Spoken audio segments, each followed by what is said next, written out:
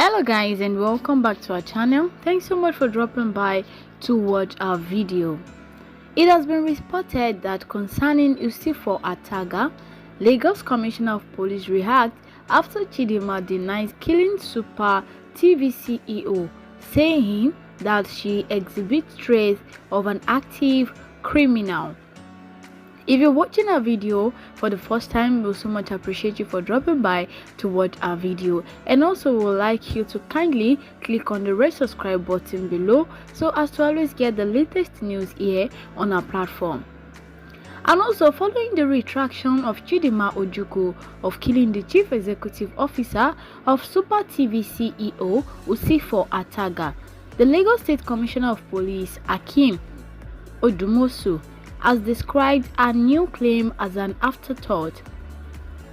It was also said that, refuting her initial claims, she said the deceased had locked the room before she left, but she was surprised when she came back to find out that the room wasn't locked.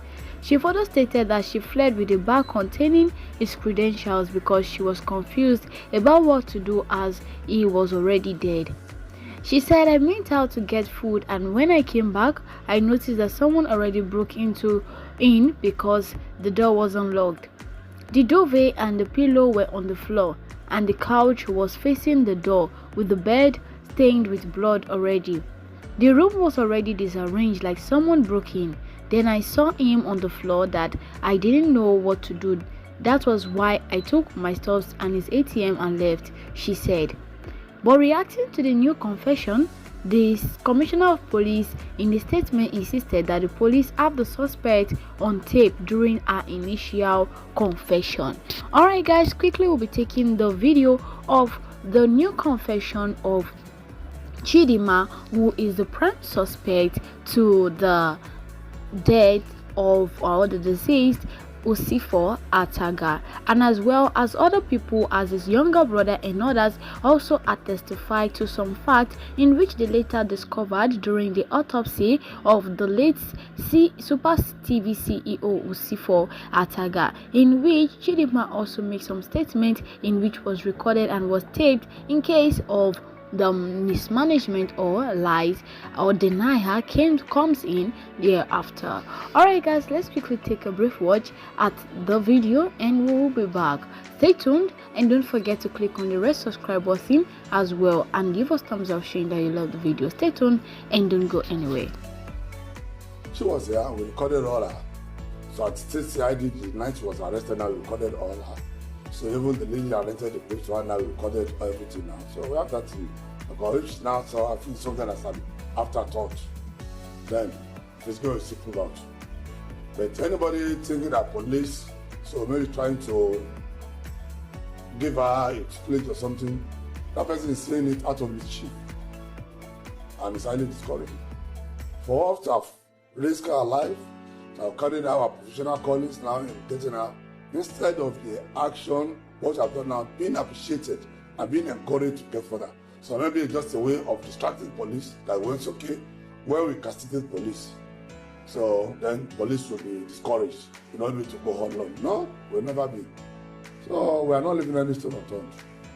We are not leaving any lead unfollowed. Any lead that we get. Crime fighters also sought to speak with the adopted father of the suspect.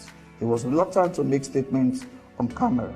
However, the deceased best friend also narrated in detail how he and other family members searched for the deceased before his body was found. I spoke to him last on Monday at about 9 p.m. It was a public holiday. So on Tuesday, I was on my way to his house in Banana Island in Ikoyi. When I left my house, I started calling him. And Usifo is somebody that if he misses your call, he calls you back immediately. I was calling him before from VGC to maybe Lekki Phase 1. I called maybe like 6-7 times. He did not pick his call. He did not call me back. Then this was about maybe 2 o'clock in the afternoon. Then at about between Lekki Phase 1 to Banana Gate, I called maybe like another 15 times because I would need a code to get into the estate. So when I got to the gate, he still was not picking, so I called somebody else to give me a code. So I entered the estate. When I got to his house, I didn't enter from the gate because there's a transparent gate.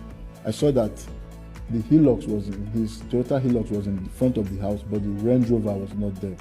So I called his PA, where is Usifo? He said that he came to Banana that morning. The cook told him Usifo went out, left the house on Sunday, and was not back at that Tuesday morning. So I said, okay, have you asked Rahman, one of his business partner, have you asked Rahman? He said Rahman said the same thing, that he has been calling him. He has not picked up his phone till that time, but he sent a message. So I was like, okay. So I said, okay, maybe when he's ready, he will call me back. I now got to VGC. I now met Gambo and the partner, Rahman. I said, show me the messages. So they showed me. And I said, because one, he's not a message person. He's a talking person. English they use here. Usifo won't use this kind of English to reply, something is wrong. I don't think this is Usifo. So we now decided that, okay, in the morning, the next day, we'll try and do a search. Usifo is the third son in a family of 4. He has 2 elder brothers and a younger sister, and his siblings, they all live abroad. And Usifo grew up as a child who was raised by very good parents in a Christianly manner, and he is a guy who's always had business in his DNA. He's always liked to do business.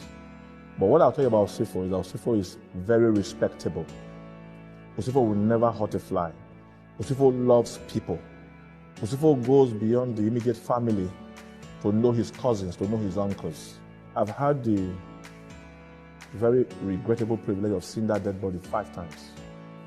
My cousin's hands were tied so badly that the rope entered his skin. The rope is right there as an exhibit with the police. That binding could not have been done by that lady alone. Not possible. Even if he was drugged, it is not possible, because I saw the lady and I saw my cousin. I said, this is not possible. Apart from the fact that he was tied, there were multiple stabs on his body. That is correct. Multiple. So that story of 2 stabs and neck is not true. He was stabbed in other places. His leg.